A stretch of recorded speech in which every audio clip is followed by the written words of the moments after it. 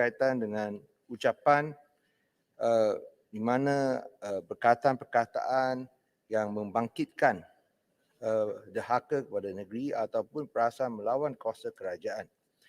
Saya sebut peraturan mesyuarat ini, Tan Sri Yang Dipertua, kerana ahli Parlimen Sabangah semalam telah pun disiasat oleh pihak polis berkaitan dengan satu ucapan yang beliau buat dalam Parlimen.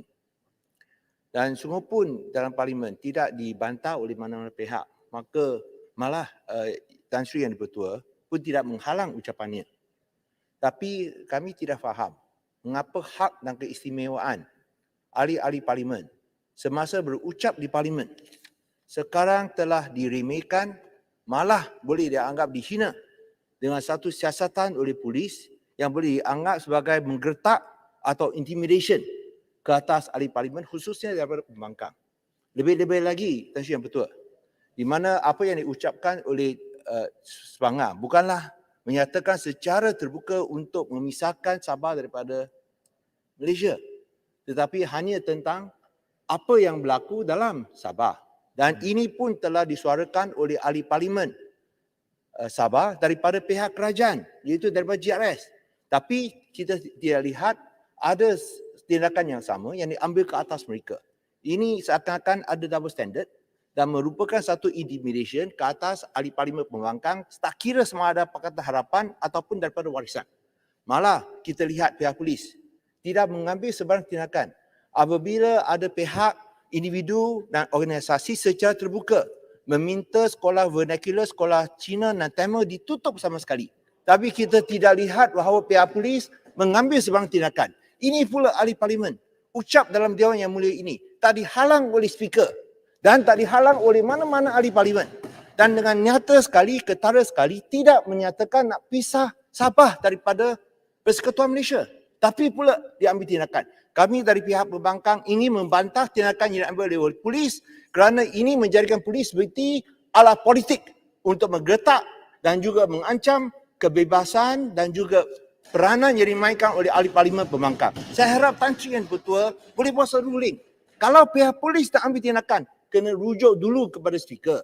Bila speaker tidak menentang, membantah, mengapa ini menjadi satu isu? Ini sangat tidak adil kepada Yang Berhormat dari Sabangah dan juga kepada semua ahli Parlimen dalam Dewan Yang Mulia ini.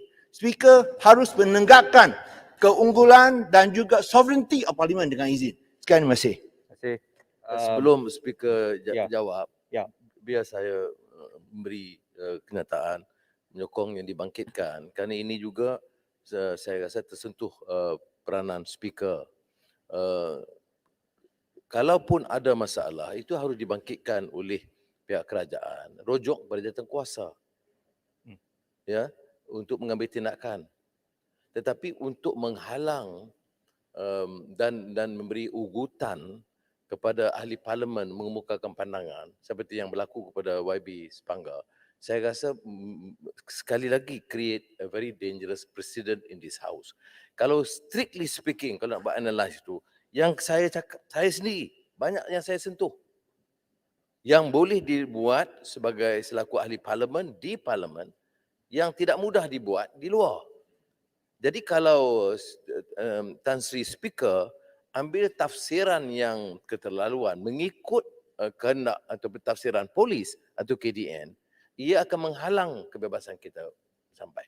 Lagipun Parlimen ada cara dan kaedah dia untuk mengambil mana-mana tindakan kepada ahli Parlimen yang melanggar. Ini pernah berlaku kepada saya sendiri dulu bila saya bangkitkan soal One Malaysia dan hubungan dengan pandangan Israel tentang One Israel dan kemudian dirujuk. Tidak semestinya saya setuju prosesnya, tetapi maknanya dia tak guna penguat kuasa di luar daripada Parlimen. Jadi saya minta penegasan, walaupun dari segi substantif yang saya boleh tahu, saya baca teks ucapan YB Sepanggar, tidak ada menjurus kepada treasonable offence. Ya. Ini hanya penafsiran longgar yang dibuat.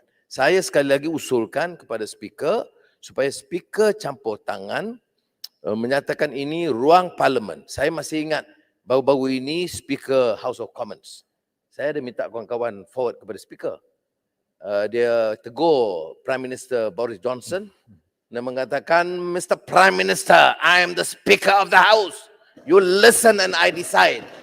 Okey? Belumlah, saya tidak cadangkan berlaku begitu. Tetapi semangat parliamentary Saya tengok video tu. baik. Terima kasih banyak. Terima kasih. Speaker. Sepangga ada apa-apa nak cakap? Sepangga dia habis. Sedikit tuan dia betul. Pantai. Sepangga dulu. Sepangga dulu. Dia bagi laluan kepada saya. No, Okey. cukup. Sedikit saja. Maaf. Saya nak dengar Dengan izin Tuan Speaker, Sepangga this is the highest debating chambers in the country. Rabi, Sepangga. All MPs must be allowed to speak without fear or favour. Point Ini made. Ini adalah semangat. Dan saya ingin sukacita saya ingatkan kepada Tan Sri Speaker. Di mana Seksyen 124 Kanun Keseksaan. Mana-mana pihak polis yang cuba menghalang ahli parlimen menjalankan tugas boleh disabit kesalahan dan boleh dipenjarakan 7 Rabi. tahun. Dan ini adalah tanggungjawab Tan Sri Speaker untuk menjaga kemuliaan, keluhuran Dewan yang mulia ini. Sekian. Terima kasih. Sepangga. Okey, terima kasih Tan Sri Speaker, terima kasih Saya kepada Ketua sebenarnya Pembangunan. sebelum Sepangga, sebenarnya saya terima kasih kepada Yang Amat Bagan, Yang Amat Ketua Pembangkang kerana membangkitkan perkara ini. Saya tak tahu sebenarnya. Pagi tadi baru saya terbaca sedikit dalam online, tapi kurang teranglah apa yang terjadi itu. Kalau boleh saya bagi peluang pada Sepangga seminit 2 minit, kemudian Terima kasih Tan Sri Ya. Speaker sekali lagi. Sebenarnya saya juga agak terkejut apabila pihak polis memanggil saya untuk berkenaan dengan perkara-perkara yang saya telah sentuh di dalam Dewan Yang Mulia ini. Dan jelas mengatakan di dalam teks ucapan saya merujuk kepada rungutan-rungutan suara-suara rakyat Sabah yang hari ini sedang berlaku di negeri Sabah. Kita pun lihat, malah bukan di negeri Sabah saja, dan Tan Sri yang di Pertua, rakyat di negeri Sarawak juga telah melakukan suara-suara itu yang saya sebut di dalam teks ucapan saya pun tajuk dia, jika kita ingin selamatkan Malaysia, laksanakan perjanjian Malaysia 1963. Sebab tanpa Sabah dan Sarawak, there will be no Malaysia. Dan apa yang saya sebutkan di dalam perbahasan saya itu sebenarnya adalah zahiran daripada apa yang disuarakan oleh rakyat Sabah di negeri Sabah. Kita tidak mau berpisah dengan Malaysia, tetapi suara-suara yang mengatakan kita kalau penganaktirian ini terus-terusan dilakukan oleh Putrajaya, lebih baik kita keluar daripada Malaysia. Ini disebutkan di dalam media sosial. Tan Sri Speaker, kita boleh lihat di dalam media sosial hari ini jelas kelihatan perkara-perkara suara-suara seumpama ini disebutkan dengan begitu lantangnya. Saya sebut dalam ucapan saya, di Sarawak ada konvoi mengajak Sarawak keluar Malaysia. Jadi itu yang saya sebut. Kalau kita tidak mau keadaan ini berlaku, Putrajaya kenalah sensitif terhadap perkara-perkara yang dibangkitkan oleh ahli parlimen, baik daripada pihak pembangkang dan juga kerajaan. Perkara ini, apa yang saya sebutkan, saya berbahas selepas Yang Berhormat Keningau. Dan Keningau menyebut juga perkara yang sama. Dia cakap, jangan sampai Golden Gist ini lari. Jadi sebab itu saya setuju kepada apa yang dia sebutkan dan saya sebutkan di dalam teks ucapan saya. Tapi kenapa saya dipanggil dan Keningau tidak dipanggil? Itulah yang menjadi persoalan kita di sini. Tan Sri yang di-Pertua. Terima kasih. terima kasih. Terima kasih kerana beri peluang pada saya untuk cakap sedikit.